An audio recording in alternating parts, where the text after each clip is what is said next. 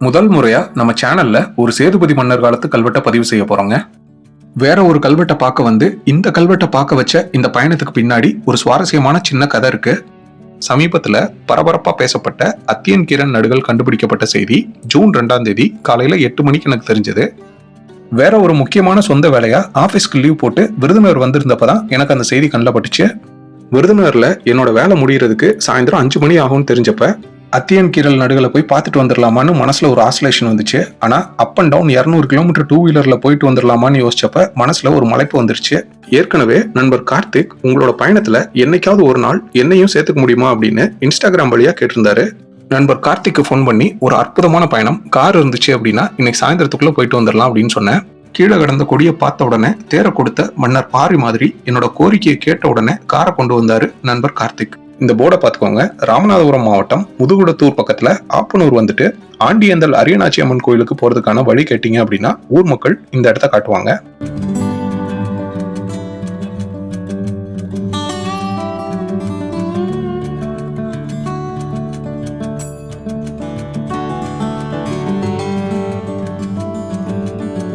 அவ்வளவுதாங்க, கோயிலுக்கு வந்தாச்சு. இதோ தெரியுது பாருங்க, இதுதான் அரியநாச்சி அம்மன் கோயில். அழகான அற்புதமான ஒரு இடம். அதிகபட்சம் 1 மணி நேரம் அல்லது 2 மணி நேரம் இருக்கலாம்னு தான் இங்க வந்தோம். ஆனா அமைதியான இந்த இடத்துக்கு வந்த உடனே நேரம் போனதே தெரியல. ரொம்ப நேரம் இங்கதான் இருந்தோம்.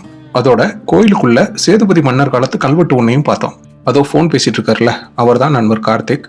இது வரைக்கும் நம்ம பயணங்கள் விருதுநகர் மாவட்டம், தென்காசி மாவட்டம், தூத்துக்குடி மாவட்டம், திருநெல்வேலி மாவட்டம், மதுரை மாவட்டத்துக்குள்ளதான் இருந்திருக்கு. நம்ம பயணங்கள்ல இதுவரைக்கும் சேதுபதி மன்னர்கள் தொடர்பான கல்வெட்டை பார்த்து பதிவு செஞ்சதில்ல. முதல் முறையா ராமநாதபுரம் மாவட்டத்துக்குள்ள வந்த அன்னைக்கே சேதுபதி மன்னர்கள் காலத்து கல்வெட்டை பார்த்தது எதிர்பார்க்காம கிடைச்ச ஒரு போனஸ் மாதிரி தான். இதுதாங்க அரியநாச்சி அம்மன் கோயில். நாங்க வந்த அன்னைக்கு யாருமே இல்ல. எவ்வளவு அமைதியா இருக்குன்னு பாருங்க.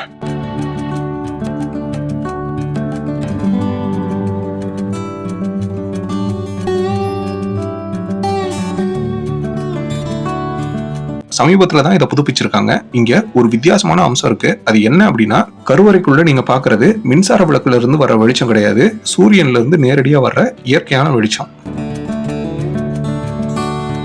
இந்த கோயில்ல சங்க காலத்தை சேர்ந்த அத்தியன் கிரண் நடுகள் கல்வெட்டை தவிர இன்னும் 2 கல்வெட்டு இருக்கு. அதுல ஒரு கல்வெட்டு விளக்குத்தூண் கல்வெட்டு, இன்னொரு கல்வெட்டு 4 துண்டுகளா உடைஞ்சு கிடக்கிற கோயிலோட நிலைக்கால் கல்வெட்டு. அந்த 4 துண்டுகளையும் இணைச்சு படிக்கிறதுக்கு முன்னால நம்ம அத்தியன் கிரண் நடுகள் கல்வெட்டை பார்த்துட்டு வந்துடலாம் வாங்க.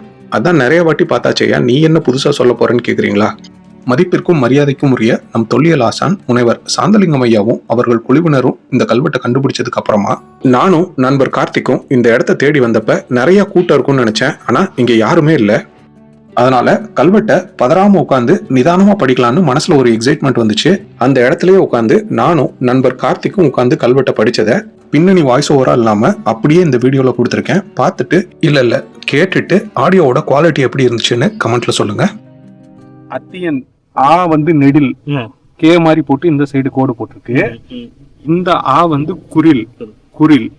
அத்தியன் அத்தி யா இன் கீ ர இன், இங்கேயும் ஒரே மாதிரி வருது. கீரன் கல். அப்போ இதுதான் ஊரோட பேரு. ஆபன்னூர் அப்படின்னு வருது, அதாவது ஆப்பனூர். ஏரி மாண்டு, இறந்து போன மாண்டு. போட்டுறோம் லா, அந்த லா தமிழோட சிறப்பு. லு இந்த ஆ இந்த இருக்கு குரில், இது வந்து நெடில். அத் இத்தி யா இன் கி ரா இன் கல் கல். ஊர் பேரு மாண்டு விழுந்த ஆள் பேரு இங்க ஆரம்பிக்குது. அத்தி என் கீரன் கல். 2வது கல்வெட்டு இந்த விளக்கு தூண்ல இருக்கு. இர் மகன் பூச்சி கோனார் தர்மம் அப்படிங்கிற மாதிரி வருது. எழுத்தமைப்பை வச்சு பார்த்தா 100 இருந்து 300 ஆண்டுகள் பழமையானதா இருக்கலாம்னு நினைக்கிறேன். இதுல மகன் பூச்சி கோனார் அப்படிங்கிறது மட்டும்தான் தெளிவா இருக்கு.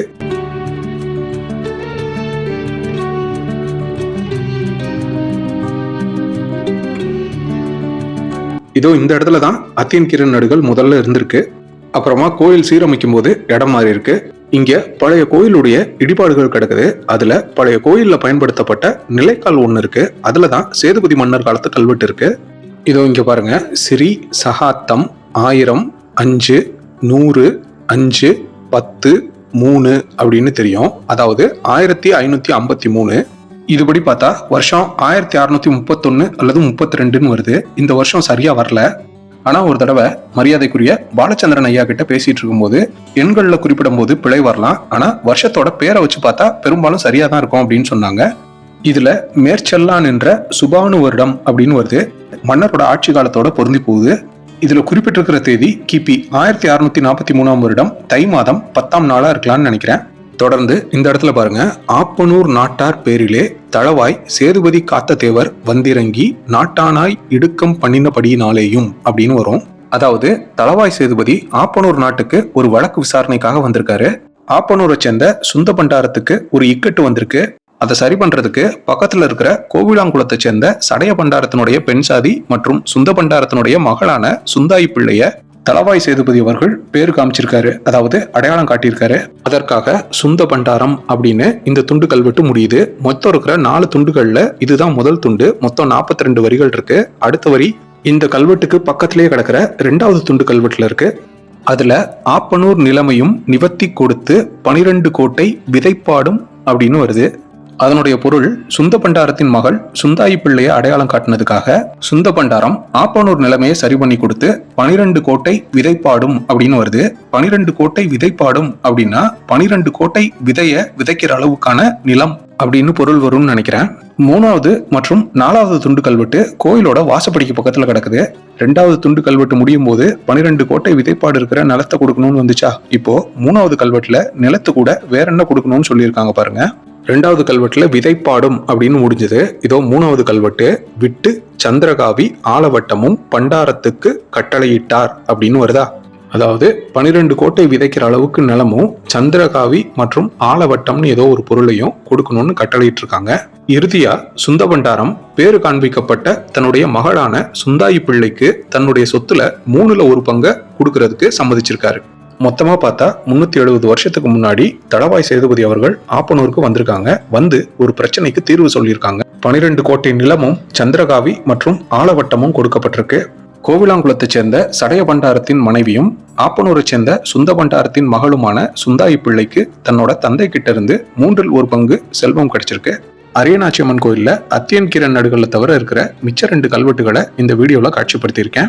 வீட்டுக்கு வந்து புகைப்படங்களை வச்சு இன்னொரு தடவை வாசிச்சப்பதான் 4மே ஒரே கல்வெட்டா இருக்கலாமோ அப்படின்னு தோணுச்சு. இங்க நான் வாசிச்சு சொல்லி இருக்கிறது என் மனசுல தோணுன சொந்த கருத்து தான். கல்வெட்டு வாசகம், காலம் மற்றும் பொருள்ல ஏதாவது உங்களுக்கு மாற்று கருத்து இருந்துச்சு அப்படின்னா கண்டிப்பா கமெண்ட்ல பதிவு பண்ணுங்க, விவாதிக்கலாம். இந்த வீடியோ உங்களுக்கு பிடிச்சிருந்தா ஒரு லைக் கொடுங்க, ரொம்ப பிடிச்சிருந்தா ஒரு ஹைப் கொடுங்க. இந்த மாதிரி தொடர்ந்து வரலாற்று செய்திகளை தெரிஞ்சுக்கிறதுக்கு நம்மளோட சேனலை சப்ஸ்கிரைப் பண்ணி வச்சுக்கோங்க. உங்க ஊர்ல இது மாதிரி உங்களுக்கு புரியாத வரலாற்று தடயங்கள் ஏதாவது இருந்தா கண்டிப்பா இன்ஸ்டாகிராம், ஃபேஸ்புக் அல்லது ஜிமெயில் வழியா எனக்கு தகவல் சொல்லுங்க. உங்க ஊரோட வரலாற்றை இணைந்து மீட்டெடுப்போம். மீண்டும் ஒரு அற்புதமான வரலாற்று பயணத்துல சந்திக்கலாம். நன்றி.